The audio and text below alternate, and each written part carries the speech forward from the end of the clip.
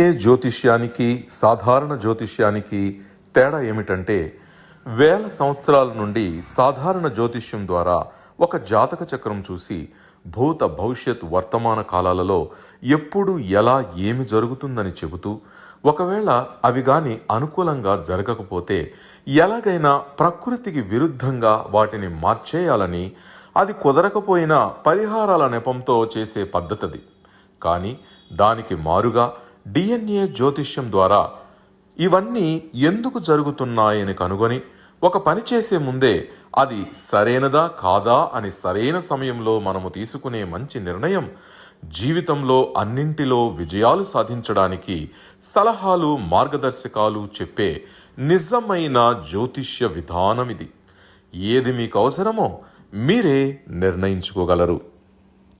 ప్రపంచవ్యాప్తంగా ఉన్న DNA astrology ప్రియమైనటువంటి ప్రేక్షక మహాశయులందరికీ నా హృదయపూర్వక నమస్కారములు. నేను తిరుపతి పట్టణములోని రేణిగుంట నుండి మీ గుణబ్రహ్మ సరస్వతి. ఈ వీడియో ద్వారా వివాహ సంబంధమైనటువంటి విషయాలలో మోసపోతున్నటువంటి చాలామందిని మనం గమనిస్తుంటాం కదా. అయితే తల్లిదండ్రులుగా బిడ్డలకి వివాహం చేసేటప్పుడు ఒక అమ్మాయిని మనం ఏమంటారంటే వధువు అంటాం. ఆ వధువుకి వివాహం చేసేటప్పుడు ఆ వధువుకి వచ్చే భర్తని వరుడు అంటాము. ఇప్పుడున్నటువంటి మ్యాట్రిమోనల్ ద్వారా కావచ్చు, మ్యారేజ్ బ్రోకర్స్ ద్వారా కావచ్చు, మనకు తెలియనటువంటి చాలా సుదూర ప్రాంతాల నుండి వస్తున్నటువంటి సంబంధాలు కావచ్చు. అవి ఎలా ఉంటాయో మనకు తెలియదు. ఒకవేళ అతనికి ఈ వధువుకి వచ్చే భర్త ఎవరైతే మనం వెతుకుతున్నామో అతనికి ఈ వధువు రెండవ భార్యగా వెళ్తే అంటే ఏమిటి, ఆల్రెడీ ఆ వరుడికి పెళ్ళయి వివాహ రద్దు జరిగి లేదా వదిలేసి గొడవలు పడి డిస్ప్యూట్స్ వచ్చి లేదా వేరే విషయాల్లో దూరం అయిపోయి ఉన్నటువంటి అతను ఇప్పుడు వివాహానికి వస్తున్నాడు. కానీ ఈ తల్లిదండ్రులు కన్నటువంటి ఈ అమ్మాయి అంటే వధువుకి అతను వచ్చి పెళ్లి చేసుకున్నప్పుడు ఈ వధువుకి అతను వచ్చేది ఇక్కడ ఏమిటంటే మొదటి భర్తగానే వస్తాడు. కానీ ఆ అబ్బాయికి ఎవరైతే వరుడుగా వస్తున్నాడో అతనికి ఈ అమ్మాయి రెండవ భార్యగా పోతుంది. ఇవన్నీ మనకు తెలియదు కదా. ఎక్కడెక్కడ నుండో సంబంధాలు వస్తుంటాయి. మీరేమన్నా కళ్ళగన్నారా ఆ అబ్బాయికి మ్యారేజ్ అయింది అని? మీరేమన్నా శీల పరీక్ష చేస్తారా ఈ అమ్మాయికి మ్యారేజ్ అయింది అని తెలుసుకోవడానికి? ఏమి చేయము. అలాంటివి ఏమి మన యొక్క సాంప్రదాయంలో లేదు. ఒక జాతకం వచ్చిందా, ఇంకొక జాతకం వచ్చిందా, రెండు జాతకాలను పక్కన పక్కన పెట్టుకున్నామా, ఈమె పుట్టిన నక్షత్రం ఏమిటి, అతను పుట్టిన నక్షత్రం ఏమిటి, ఆ నక్షత్రానికి ఈ నక్షత్రానికి మనము ఎలాంటి పొంతనాలు ఇస్తాము, రచ్చు పొంతనం ఏమిటి, నాడీ పొంతనం ఏమిటి, యోని పొంతనం ఏమిటి, వర్ష పొంతనం ఏమిటి, మహేంద్ర పొంతనం ఏమిటి, దీర్ఘ పొంతనం ఏమిటి, ఇలాంటి వాటిని లెక్కగట్టామా, 10 పాయింట్లకి 9 పాయింట్లు 8 పాయింట్లు వచ్చిందా, లేకపోతే రాలేదా, లేదా దోష నివారణ చేసామా, పరిహారం చేసామా, పెళ్లికి వెళ్ళిపోయినామా, పెళ్లి చేసుకున్నామా, అయిపోయింది. తర్వాత తెలుస్తుంది, ఆ సంబంధాలన్నీ బయటపడతాయి. అంతే కదా. అయితే తల్లిదండ్రులుగా ఉన్నవారు వారి బిడ్డల యొక్క వివాహం చేసే సమయంలో ఒక అమ్మాయికి రాబోతున్నటువంటి అబ్బాయికి జాతకంలో ఎలాంటి అమరిక ఉంది, అతనికి ఆల్రెడీ పెళ్ళయి ఇప్పుడు రెండవ వివాహానికి మన బిడ్డని పెళ్లి చేసుకుంటున్నాడా అని తెలుసుకునే వాళ్ళు ఎంతమంది ఉంటారు? చాలా తక్కువ మంది. ఇలాంటి విషయాలు కూడా ఉంటాయండి. అంటే పరిశీలించే కొద్దీ డిఎన్ఏ ఆస్ట్రాలజీలో అనేకమైనటువంటి విషయాలు బయటపడుతున్నాయి. అది ఎలా తెలుస్తుందంటే, కొంతమంది ఫ్రాంక్గానే చెప్తారు, నాకు పెళ్ళయింది, నేను రెండవ వివాహానికి వస్తున్నాను, నాకు రెండవ వివాహం కావాలన్నప్పుడు కొంతమంది గత్యంతరం లేక మనము ఎక్కువగా కట్నాలు కానుకలు ఇవ్వలేం కాబట్టి అబ్బాయి గవర్నమెంట్ ఉద్యోగం ఉంది, మంచి స్థితిగతులు ఉన్నాయి కాబట్టి మొదటి అమ్మాయి పెళ్లి చేసుకుని వెళ్ళిపోయింది లేదా చనిపోయింది ఏదో అయింది కాబట్టి వివాహ రద్దు చేసుకుంది కాబట్టి మన బిడ్డను కావాలంటే ఇస్తాము అన్నప్పుడు ఆ అబ్బాయి జాతకాన్ని పరిశీలించి చూస్తే ఇప్పుడు నేను చెప్పే అమ్మరికి ఉంటుంది. ఈ అబ్బాయికి మాత్రం ఈమె రెండవ భార్యగా వెళ్ళడం జరుగుతుంది. అర్థమవుతుంది, ఆల్రెడీ పెళ్ళి అయి ఉంటుంది కానీ తెలిసే చేసుకుంటుంటారు. అలాంటప్పుడు కొంతమంది తెలియకుండా దాచిపెట్టి కూడా వివాహానికి వెళ్తుంటారు. అప్పుడు ఇలాంటి విషయాల్ని మనం ఎలాగా చూడాలి అనేదే ఈరోజు మనం చర్చించబోయే చాలా రహస్యమైనటువంటి విషయం. కాబట్టి మీరు పరిశీలించి చూడండి, ఓపికగా పరిశీలించి చూడాలి. పరిశీలించేటప్పుడు మనం డైరెక్ట్ కాంబినేషన్ చెప్తాము. అలా కాంబినేషన్లో రెండవ ఫేజ్లో మనం చూసినట్లయితే నక్షత్ర చారాతో కూడినటువంటి కాంబినేషన్ కూడాను చూడాల్సినటువంటి పరిస్థితి ఉంది. ఇది జ్యోతిష్యులకు మాత్రమే అర్థమవుతుంది, సాదాసీదా జ్యోతిష్యులు కూడా అర్థం. డిఎన్ఏ జ్యోతిష్యం నేర్చుకోవడానికి ఆసక్తి ఉన్న వారందరికీ గురువుగారి తరపున స్వాగతం. దైవజ్ఞ శ్రీ గుణబ్రహ్మ సరస్వతి గారి నుండి ఆన్లైన్ ఆడియో క్లాసుల ద్వారా అద్భుతమైన ఈ వంశపారంపర్య జ్యోతిష్యంను బేసిక్స్ నుండి అడ్వాన్స్ వరకు నేర్చుకోవాలంటే మీరు ఒక్కసారిగా ఫీజు చెల్లించేస్తే మిమ్మల్ని డిఎన్ఏ వాట్సాప్ గ్రూప్లో యాడ్ చేసినప్పటి నుండి మీ జీవితకాలం డిఎన్ఏ జ్యోతిష్యానికి సంబంధించిన క్రొత్త అప్డేట్స్ని ఆ వాట్సాప్ గ్రూప్లో నిరంతరం పొందవచ్చు. ఫీజు చెల్లించిన వెంటనే జరిగిపోయిన పాఠాలు మీ ఈమెయిల్ ఐడి ఇస్తే గూగుల్ డ్రైవ్కి మొదటే గురువుగారు పంపిస్తారు. అందులో మీకేదైనా డౌట్స్ వస్తే జూమ్ క్లాస్లో గురువుగారే స్వయంగా క్లియర్ చేస్తారు. పీడిఎఫ్ కానీ ప్రింటింగ్ మెటీరియల్ కానీ ఇవ్వబడదని గమనించగలరు. ఒకరి జాతకాన్ని మనం చూసినప్పుడు వీరికి మొదటి వివాహం కాకుండా రెండవ వివాహం కూడాను జరగడానికి అవకాశం ఉంది అనేది ఒక జాతకము అనుమతిస్తుంది. అది ఎందుకు పండితులు తెలుసుకోలేకపోతున్నారు?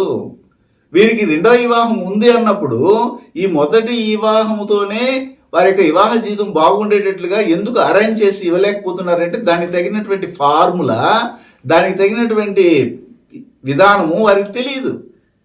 అందుకని ఏం చేస్తారు, అవునా 2 వివాహాలు ఉన్నాయా, ఓహో 7వ భావంలో 3 గ్రహాలు ఉన్నాయా, ఎన్ని గ్రహాలుంటే అన్ని భార్యలు వస్తారా, ఎన్ని గ్రహాలుంటే అన్ని భర్తలు వస్తారని మూఢంగా చెప్పేస్తుండే, మూర్ఖంగా. అప్పుడు 4వ భావంలో 3 గ్రహాలు ఉంటే 4 అనేది తల్లి కదా, అప్పుడు తల్లికి 4 పెళ్లిళ్ళు అవుతాయా, 3 పెళ్లిళ్ళు అవుతాయని చెప్పడం ఎందుకు? ఎంత మూర్ఖంగా ఉన్నారంటే అంత మూర్ఖంగా ఉన్నారు. అది కాదు, దీనికంటే ఒక ఫార్మేట్ ఉంది, అది ఈరోజు నేను చెప్తాను మీకు. కాబట్టి పరిశీలించండి, ఎవరికైనా 2 వివాహాలు జరిగి ఉన్నాయా, 2 వివాహాలు జరగడానికి అవకాశాన్ని ఇస్తుందా, అప్పుడు ఎలాంటి పర్మిషన్ని ఆ జాతకం మనకి అందిస్తుంది అనేది చెప్తాను. ముఖ్యంగా 2 గ్రహాల యొక్క కర్మ రిజిస్ట్రీ వారి కుటుంబంలో ఉండాలి, వాళ్ళ వంశంలో ఉండాలి. అదేంటే రాహు కర్మ మరియు సూర్యకర్మ. కర్మ రిజిస్ట్రీ కలిగిన నక్షత్రాలలో 4 నక్షత్రాలు ఉంటాయి, అశ్విని, ఆశ్లేష, అనురాధ, పూర్వభద్ర. ఇందులో 2 నక్షత్రాలకి 2 వివాహాలు చేసుకునే అనుమతి ఉంది. అదేమిటి ఆశ్లేష నక్షత్రం, పూర్వభద్ర నక్షత్రం. అంటే ఏంటి, 2 వివాహాలు కూడాను ఒకటి లీగల్గా ఒకటి ఇల్లీగల్గా కూడా ఉండొచ్చు. ఒకటి అనుమతిని పొంది అందరికి పెళ్లి పత్రికలు పంచి చాలా వైభవంగా చేసే వివాహం ఒకటైతే, రెండవ వివాహం గంధర్వ వివాహం అయినా కావచ్చు, లేదా లేచిపోయి పెళ్లి చేసుకోవడం కావచ్చు, లేకపోతే ఒకరితో ఇంకొకరు శారీరక సంబంధాలు పెట్టుకొని రెండవ సెటప్తో జీవించడం కూడా కావచ్చు. మొత్తం మీద ఈ ఆశ్లేష నక్షత్రం, పూర్వభద్ర నక్షత్రాలు అనేవి 2 వివాహాలు, అంటే 2 శరీరాలని పంచుకోవడానికి ఒక అమ్మాయి కానీ ఒక అబ్బాయి కానీ ఈ నక్షత్రాలు పుట్టినప్పుడు పర్మిషన్ ఇస్తుంది. అంటే ఇలాగ ఆశ్లేషలో పుట్టిన వాళ్ళు, పూర్వభద్ర పుట్టిన వాళ్ళు అందరికీ కూడాను 2 శరీరాలని పంచుకుంటారంటే అలా క్వశ్చన్ వేయకండి. పర్మిషన్ ఉంది. ఆ పర్మిషన్ వాళ్ళు యూజ్ చేసుకుంటారా, యూజ్ చేసుకోకుండా పోతారా వాళ్ళ ఇష్టము. దానివల్ల వాళ్ళకి చెడ్డ వస్తుందా మంచి వస్తుందా అది వాళ్ళ ఇష్టము. విఘ్నత కలిగినటువంటి వాళ్ళైతే సవ్యమైన మార్గంలో వెళ్తారు, అది మాత్రం మనం చెప్తాం. కానీ అది అనుమతి ఇస్తుంది. ఓకే, మీకు 2 వివాహాలు పర్మిషన్ ఇస్తాను, చేసుకుంటే చేసుకోండి, లేదంటే గుమ్మనండి అని. మన పరిస్థితులు ఏం చేస్తాయంటే దానికి అనుగుణంగా వచ్చినప్పుడు దాన్ని నెట్టేస్తుంది. కర్మ నెవర్ ఫర్గెట్ అడ్రస్ అన్నట్టుగా అక్కడ తీసుకెళ్ళి వదిలేస్తుంది. దానిని కూడా సాధించుకొని బయటకు రాగలిగితే సంతోషవంతమైన జీవితం ఉంటుందని మనం చెప్తాం. ఇది ఒకటి. రెండోది ఏంటంటే రాహుకర్మ అన్నాం. రాహుకర్మ పుష్యమి, విశాఖ, శతభిష నక్షత్రాలు. ఈ 3 నక్షత్రాల్లో కూడాను పుష్యమి నక్షత్రము 2 అంతకంటే ఎక్కువ వివాహాలు, పుష్యమి నక్షత్రము 5-10 వివాహాలను కూడా చేసి పెడుతుంది.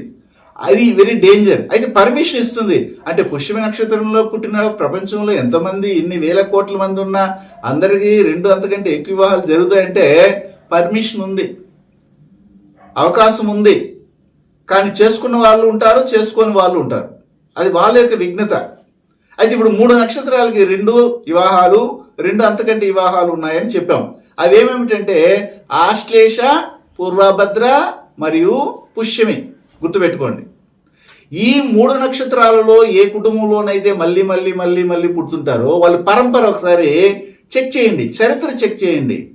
వాళ్ళ యొక్క 2 తరాల్లో ఉన్నటువంటి వాళ్ళని పరిశీలించండి. ఖచ్చితంగా 2 వివాహాలు, 2 అంతకంటే ఎక్కువ వివాహాలు, కనీసం లీగల్ ఇల్లీగల్ 2 ఉన్నటువంటి వాళ్ళు కూడా ఉంటారు. అదే కుటుంబంలో క్యాన్సర్, అదే కుటుంబంలో బ్రీతింగ్ ప్రాబ్లం, వీజింగ్ ప్రాబ్లం, ఆత్మహత్య చేసుకుని చనిపోయిన వాళ్ళు ఉంటారు. ఆత్మహత్య చేసుకునే ప్రయత్నం చేసి సక్సెస్ అయిన వాళ్ళు ఉంటారు, ఫెయిల్ అయిన వాళ్ళు ఉంటారు. 2 విధాలుగా ఉంటారు. అయితే 2 వివాహాలు, 2 అంతకంటే ఎక్కువ వివాహాలను చేసే గ్రహాలు 2 ఉన్నాయి. అవి ఏమిటంటే కేతు అనే గ్రహము. 2 వివాహాలను చేయడానికి ఉపయోగపడే గ్రహాలు 2 ఉన్నాయి. అవి ఏమిటంటే కేతు అనే గ్రహము మరియు లగ్నములో నుండి 12వ భావాధిపతి అనే గ్రహం. 2 అంతకంటే ఎక్కువ వివాహం చేసే గ్రహాలు 2 ఉన్నాయి. అవి ఏమిటంటే గురువు అనే గ్రహము, లగ్నములో నుండి 9వ భావాధిపతి అయినటువంటి గ్రహం. అంటే ఈ విధంగా 2 వివాహాలు చేయడానికి 2 గ్రహాలు, కేతు మరియు 12వ భావాధిపతి గ్రహం. అలాగే 2 అంతకంటే ఎక్కువ వివాహం చేసే గ్రహము గురువు మరియు లగ్నం నుండి 9వ భావాధిపతి అయిన గ్రహం. ఇప్పుడు ఈ సంబంధాలని మనం తీసుకొని మనం ఏం చేస్తామంటే ఖచ్చితంగా వీరికి 2 వివాహాలకి పర్మిషన్ ఉంది అంటాం.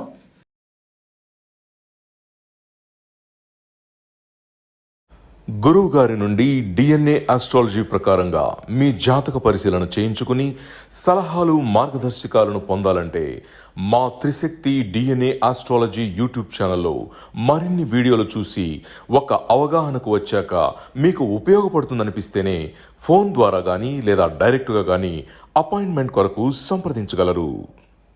ఇలాంటి వారికి ఈజీగా వివాహాలు, 2 వివాహాలు, 2 అంతకంటే వివాహాలు జరుగుతాయని చెప్తాం. అంటే ఒకరి జాతకంలో లగ్నము, రాశి, లగ్న పాయింట్, లగ్నాధిపతి, రాశి ఆశ్లేష, పుష్యమి, పూర్వభద్ర నక్షత్రాల్లో పడి ఉండి వారికి 1, 7, 12, 1, 7 కేతు సంబంధము, 1, 7, 9, 1, 7 గురు సంబంధం కానీ ఉంటే వారికి 2 వివాహాలు, 2 అంతకంటే ఎక్కువ వివాహాలకి పర్మిషన్ ఉందని తెలిసిపోయింది. ఓకేనా? ఇక్కడికి మనకు అర్థమైంది. అయితే ఈ అమ్మాయి వివాహానికి వెళ్తుంది. ఆ అమ్మాయికి అనేకమైన సంబంధాలు కలిగిన సంబంధాలు కలిగినటువంటి జాతకాలు వస్తున్నాయి. కానీ మీరేం గుడ్డివాటంగా ఒక పండితుని దగ్గర తీసుకెళ్తున్నారు. ఈ అమ్మాయి పడిన నక్షత్రాన్ని, ఆ అబ్బాయి పడిన నక్షత్రాన్ని పెట్టి చూస్తున్నారు, వివాహానికి వెళ్తున్నారు. జాతకం చూడటం లేదు, వాళ్ళ కర్మ కూడా చూడటం లేదు.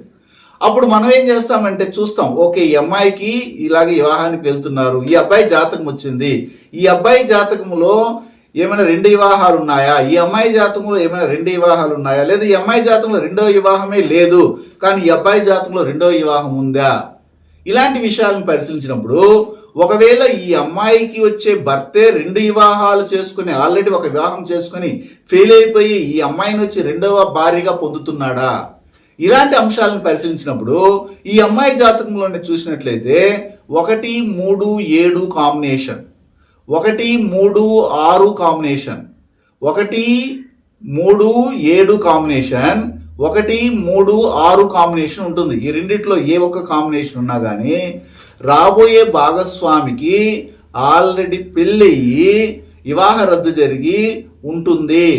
2వ వివాహానికి ఈ అమ్మాయిని చేసుకోవడానికి వస్తున్నాడు అనేసి ఈ అమ్మాయి జాతకంలోనే క్రియేట్ అయి ఉంటుంది. ఇది ఎక్కడో పోయి చూడాల్సిన అవసరం లేదు, వాళ్ళని విచారించాల్సిన అవసరం లేదు.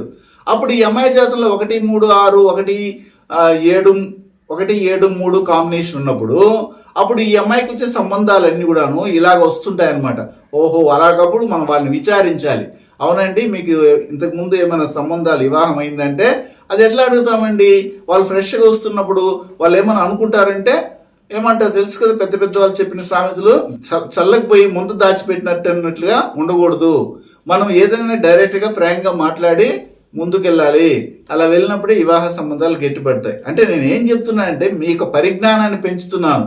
మీ బిడ్డ అంటే మీకు ఉన్నటువంటి అమ్మాయిని వధువు అంటారు. ఆ వధువుకి వధువుకి ఒక భర్త వస్తున్నాడు, పెళ్లి చేసుకొని వస్తున్నాడంటే ఆ భర్తకి ఈ అమ్మాయి రెండవ భార్యగా వెళ్తుందా అని తెలియడానికి ఈ అమ్మాయి జాతకంలో 1, 3, 6 కాంబినేషన్, 1, 3, 7 కాంబినేషన్ ఉందా. దాంతోపాటు ఇక్కడ 1, 3, 7 కాంబినేషన్, 1, 3, 6 కాంబినేషన్తో సూర్యకర్మ మరియు రాహుకర్మ కనెక్ట్ అయిందా అంటే ఖచ్చితంగా రాబోయే భర్త ఆల్రెడీ పెళ్లి చేసుకుని వివాహ రద్దు చేసుకుని లేదా అతనికి సంబంధించినటువంటి వివాహ జీవితంలో ఏదో ఒక డొల్ల జరిగి ఏదో ఒక ఇబ్బంది జరిగి ఇప్పుడు ఈ అమ్మాయికి అతను మ్యారేజ్ చేసుకోవడానికి వస్తున్నాడు. అప్పుడు ఈ అమ్మాయి అతనికి రెండవ భార్యగా వెళ్తా ఉంది అనేసి దాని అర్థం. అదేవిధంగా ఒక అబ్బాయి జాతకంలో కూడా మనం చూడొచ్చు. ఆల్రెడీ కొంతమంది ఇప్పుడు కాలేజీల్లో కానీ లేకపోతే ఇతరత్ర ప్లేస్లు చదువుకున్నప్పుడు, ఇతర రాష్ట్రాలు ఇతర దేశాలు చదువుకున్నప్పుడు అలా ఆల్రెడీ లివింగ్ రిలేషన్ అనేది సాదాసీదా అయిపోయింది. సాదాసీదా అంటే ఏంటంటే సర్వసాధారణం అయిపోయింది. ఆ విషయం ఏమి అసలు పట్టింపే లేదు. వాళ్ళే డైరెక్ట్గా చెప్తున్నారు, అవునండి నేను పెళ్లి చూపుల్లో చెప్తున్నాను, పెళ్లికి మునుపు లివింగ్ రిలేషన్లో ఉన్నాను, నేను డేటింగ్లో ఉన్నానని పక్కాగా నోరు తెరిచి చెప్తున్నారు. వచ్చిన మ్యారేజ్ లుకింగ్స్లో అబ్బాయికే చెప్తున్నారు, అమ్మాయికి అబ్బాయి చెప్తున్నారు, అబ్బాయికి అమ్మాయి చెప్తున్నారు. అవన్నీ మీకు ఇష్టమైతేనే మేము మ్యారేజ్కి వెళ్తామండి, లేకపోతే అవసరం లేదని కూడా చెప్తాను. నాకు సిగరెట్ తాగే అలవాటు ఉందండి, నాకు మందు తాగే అలవాటు ఉందని కూడా అమ్మాయిలు చెప్తున్నారు, అబ్బాయిలు చెప్తున్నారు. ఇవన్నీ కూడా ఓపెన్ సీక్రెట్ అనేది ఏం లేదు, మొత్తం బయటకి పెట్టేస్తున్నారు. ఆ రోజుల్లో భయపడేవాళ్ళు, ఇప్పుడేం భయపడాల్సిన అవసరం లేదు. లిబర్టీ అనమాట, స్వతంత్రం. మనకి ఎట్లా స్వతంత్రం వచ్చింది కాబట్టి ఇది ఇంకొక స్వతంత్రం వచ్చేసింది. అంటే శారీరకమైనటువంటి స్వేచ్ఛ, మానసిక స్వేచ్ఛ కాదు, ఇది శారీరక స్వేచ్ఛ. అలాగా రావడం వల్ల ఏమవుతుందంటే అందరూ చెప్పుకునే వెళ్తున్నారు, నీకు ఇష్టమైతే చూస్తాం, లేకపోతే అగ్రిమెంట్ రాసుకుని బయటకు వెళ్ళినట్టుగా ఉంటుంది అనమాట వివాహ సంబంధాలు. కానీ కొంతమంది సాంప్రదాయము, ఆచారము, వ్యవహారము, మన పెద్దలు నేర్పించినటువంటి విధానాలు దాన్ని ఖచ్చితంగా ఫాలో అయ్యే ఉన్నారు, వాళ్ళు అంతరించలేదు ఇంకా. కానీ కొంతమంది ఈ వెస్ట్రన్ కల్చర్కి అలవాటు పడి ఇలా నాశనం అయిపోతున్నారు. అప్పుడు ఏం చేయాలంటే వారి జాతకాలను ముందర పెట్టుకొని చూడాలి. ఓకే, మన అమ్మాయికి మ్యారేజ్ చేస్తున్నాము, మన అబ్బాయికి మ్యారేజ్ చేస్తున్నాము, వారి యొక్క 2 తరాలు 7 తరాలు చూడమంటారు. అంత అవసరం లేదు, మనకు గుర్తు కూడా ఉండదు, తెలీదు. కనీసం 2 తరాలు అది చెప్పడానికే మన డిఎన్ఏ ఆస్ట్రాలజీ ఉపయోగపడుతూ ఉంది. అది ఏమీ లేదు, వాళ్ళు బాగున్నారా, వీళ్ళు బాగున్నారా, అందంగా ఉన్నారా, బాగా చూసుకున్నారు. ముందు పెళ్లికి మునుపు అందరూ కల్లిబుల్లి మాటలే చెప్తారు, మంచిగానే మాట్లాడతారు. కానీ చివరికి లాస్ట్కి మన మీదకే వేసేస్తారు. ఏమంటారంటే దాని నింద వేసేసి మన బిడ్డని ఇంటికి తరిమేస్తారు. ఇలాగ ఎన్ని కుటుంబాలు జరగటం లేదు. వీటన్నిటికీ మనం ఏం చేయాలి? డిఎన్ఏ ఆస్ట్రాలజీ, వాళ్ళ వంశం ఏమిటి, వాళ్ళకి ఎక్కడి నుంచి వచ్చింది ఈ పరంపర, ఎక్కడి నుంచి వచ్చింది అలవాట్లు, ఎక్కడి నుంచి వచ్చింది వీరి యొక్క సాంప్రదాయము, ఇవన్నీ తెలుసుకుని మనం కానీ మన బిడ్డని ఇవ్వడం కానీ తీసుకోవడం కానీ చేస్తే అది బేసికైన వంశాన్ని, ఒక బీజం అనేది స్ట్రాంగ్గా వేయగలిగితే వృక్షం పెద్దదిగా అవుతుంది. ఆ వృక్షం పెద్దదైనప్పుడు మనం ఉన్నా లేకపోయినా మన యొక్క వంశం అనేది ఈ విశ్వము, ఈ ప్రపంచం ఉన్న రోజులు ఒక్కొక్కటిగా అది శాఖోపశాఖలుగా అభివృద్ధి చెందుతూ వస్తుందని మాత్రం మనం భావించవచ్చు. ఇలాంటి కాంబినేషన్ మనం చూడాలి. అయితే ఈ జాతకాలు చూడాలంటే ఆషామాషి కాదు, చాలా సూక్ష్మంగా చూడాలి, పరిశీలించాలి. పరిశీలించిన తర్వాత ఒక నిర్ణయానికి రావాలి. మనం ఈ రోజు తీసుకునే నిర్ణయమే రేపు మనకి ఫ్యూచర్ని ఇస్తుంది. కానీ జాతకం ఇలా ఇచ్చిన వెంటనే నా ఫ్యూచర్ చెప్పేయండి అంటే ఏముంది మీ ఫ్యూచర్? అందులో మీరు ఏమి నిర్ణయం తీసుకున్నారని, మీరు ఏమి సాధించారని, ఏమి ఫౌండేషన్ వేశారని మీ ఫ్యూచర్ ఉంటుంది అని అడుగుతాను నేనైతే. కానీ మొదట మీరు ఫ్యూచర్ కాదు మీరు తెలుసుకోవాల్సింది, మీరు ఏమి నిర్ణయం తీసుకున్న తర్వాత ఎలాగో ఉంటుంది ఫ్యూచర్ అనేది అడగండి. డిఎన్ఏ ఆస్ట్రాలజర్గా మేము సమాధానం చెప్పడానికి ఎప్పుడు సిద్ధంగానే ఉంటాం. శుభం. హిమాలయాలలోని యతీంద్రులు అవధూతలచే మహామంత్రోపదేశం పొంది వారి గురు పరంపరలో దైవజ్ఞ శ్రీ గుణబ్రహ్మ సరస్వతి గారు అధర్వణ వేద దక్షిణాచార పద్ధతి ద్వారా పూర్వం వశిష్ఠ వాల్మీకాది ఋషులు చేసిన విధంగా విలువ కట్టలేని అమూల్యమైన 24 హోమాలను ఏకకాలంలో ఒకే హోమగుండంలో గత 24 సంవత్సరాలుగా లోక కళ్యాణం కొరకు కర్మ విమోచన హోమక్రియను చేస్తూ నమ్మి వచ్చిన నిజమైన భక్తులకు శ్రీ జగన్మాత కృపతో మంచి చేస్తున్నారు. కర్మ విమోచన పొందాలనే ఆసక్తి ఉన్నవారు ముందుగానే గోత్రనామాలను నమోదు చేసుకోగలరు.